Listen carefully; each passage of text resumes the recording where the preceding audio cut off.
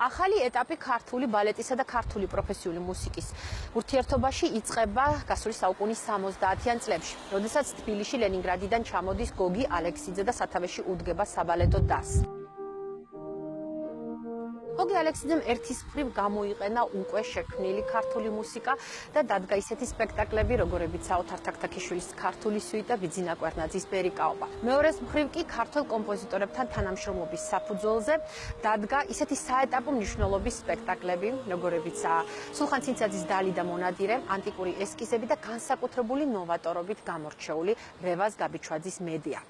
ამ სპექტაკლზე მოგვიანებით ფილმიც კი გადაიღეს.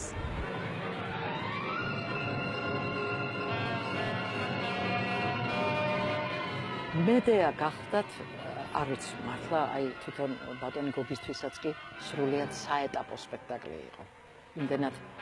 იმდენად ტრაგიკული იყო, იმდენად სტილში, აი ძველი ბერძნული ტრაგედიების და ძველი ბერძნული თეატრის სტილში იყო ეს დადგმული, მიუხედავად იმისა, რომ თავისუფლად შემიძლია თქვა, რომ ეს იყო ღრმად ქართული ბალეტი. რამდენადაც შეიძლება ბალეტმეისტერმა, რომელიც მართლა ევროპულ და მართლა მაღალი დონის ბალეტს დგამს, ამავე დროს დადგას მშობლიური ქართული ბალეტი.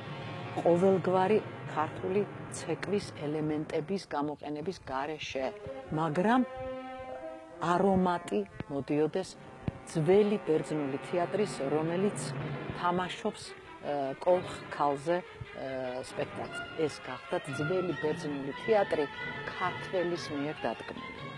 ყველაზე საუკეთესო ხარისხით, რაც კი შეიძლება იყოს.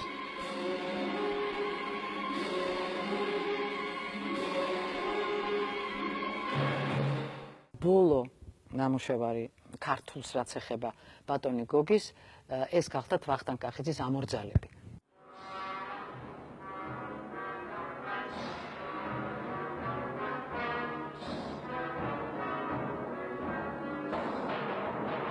ეს გახდა სამაქტიანი ბალეტი, დიდი ფორმატის ბალეტი იყო, სამაქტიანი, რომელიც იმდენად სავსე იყო ცეკვებით, რომ 6 აქტიც კი შეიძლება გაკეთებულიყო.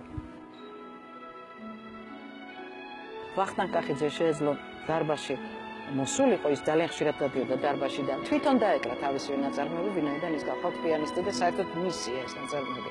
და როცა ის თვითონ აჩვენებდა ბატონ გოგისაც და კონცერტმეისტერსაც რა უნდა მას, რომ ეს კიდე ცალკე ისტორია გახლავთ ბალეტის შექმნისა. ეს იყო საოცრად სერიოზული და ძალიან საინტერესო ჯერ მუშაობა პროცესი და მერე უკვე თავად ნამუშევარიც.